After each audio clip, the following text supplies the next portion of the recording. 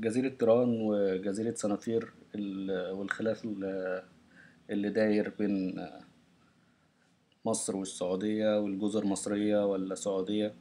طيب ندخل في الموضوع على طول علشان نثبت إن الجزر ولا هي مصرية ولا هي سعودية حاليا. هنفتح جوجل ايرث علشان نجيب شكل الخريطة، وندخل على الجزيرتين ونشوف هنشوف ايه فيها. السعوديين عمالين يقولوا الجزيرة احنا كنا مدينها لمصر علشان تخلي بالها منها. طبعا الكلام ده مش منطقي خالص وما يدخلش دماغ اي حد. مفيش حاجة اسمها كده. ازاي؟ خلوا الجزيرتين دول عندكم عشان احنا مش عارفين نحميهم فايه. خلوا بالكم منهم لحد ما نستردهم. مفيش الكلام ده. ده غير ان احنا عمرنا ما سمعنا طبعا بأي مطالبة سعودية بالجزيرتين دول. تعال نروح على افريقيا. ايوه هنا. ندخل زوم على منطقة بتاعت خليج العقبة وتدخل زوم.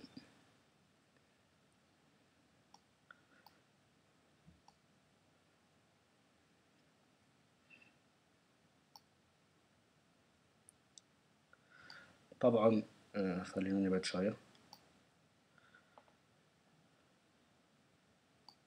بس كفاية. هنا المملكة العربية السعودية، وهنا مصر، وده هنا البحر الأحمر وخليج السويس وخليج العقبة.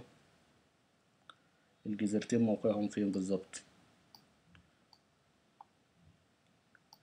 ندخل تاني زوم.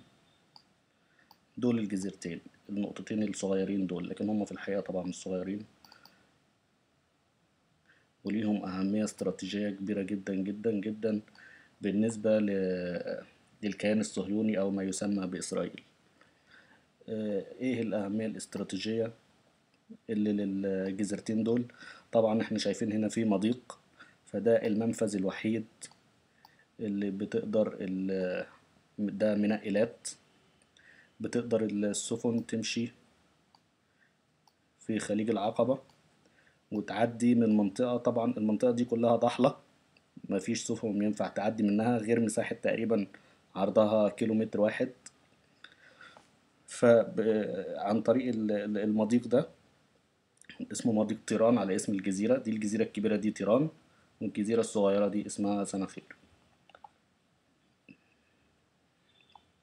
الجزيرتين دول طبعا كانوا السبب في قيام الحرب بين مصر وإسرائيل، لما مصر قفلت المضيق ده قدام السفن بتاع الكيان الصهيوني.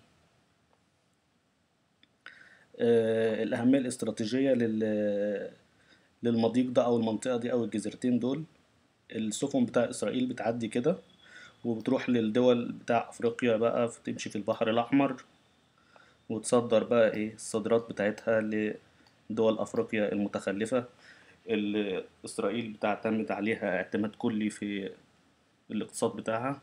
لأن إسرائيل مش هتصدر حاجة لأوروبا، هي كل الخطوط الملاحية بتاعتها بتعدي كده بتمشي في البحر الأحمر وتوصل لأفريقيا.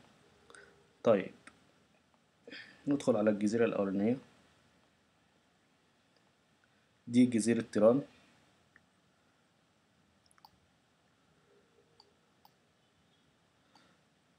طبعا عايز أقول لكم بس الجسر اللي بيتكلموا عليه اللي هو لو اتعمل يعني هيعدي كده من أضيق مكان على جزيرة تيران، وبعدين يدخل على منطقة اللسان اللي هي تبع المملكة العربية السعودية.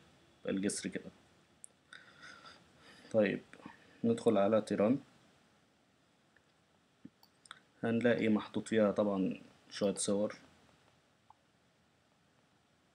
طبعا لو لاحظنا هنلاقي ان الصور اللي محطوطة كلها محطوطة عن طريق ناس إسرائيليين.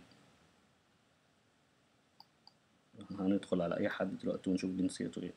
أنا في بس حاجة هنا عايز أوريها لكم. نقرب تاني. راح فين؟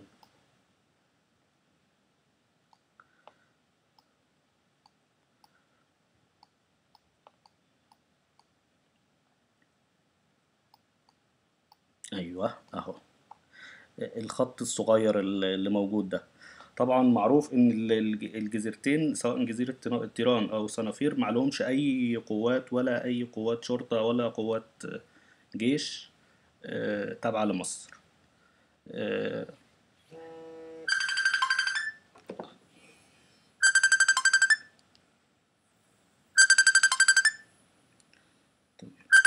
سوري. طيب نكمل. الخط الرفيع ده لو دخلنا عليه زوم، ده مدرج للطائرات، مدرج للطائرات خاص بالكيان الصهيوني. الجزيرتين فعليا تابعين للسيادة الإسرائيلية.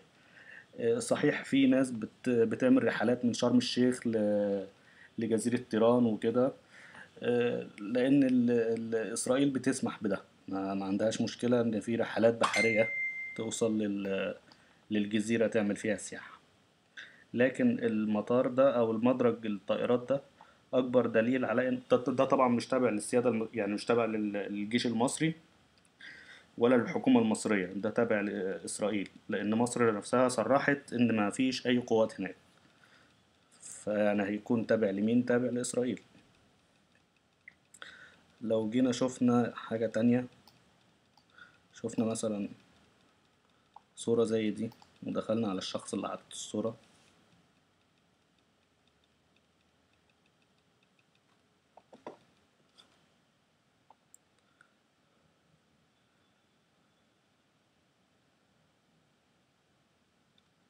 ده شخص إسرائيلي بيعمل ترويج للسياحة الإسرائيلية، وبيقول لك إن في رحلات بتطلع من ميناء إيلات الإسرائيلي وبتوصل لجزيرة تيران، وبيوصف بقى الرحلة وبيعمل ترويج للسياحة بتاعته.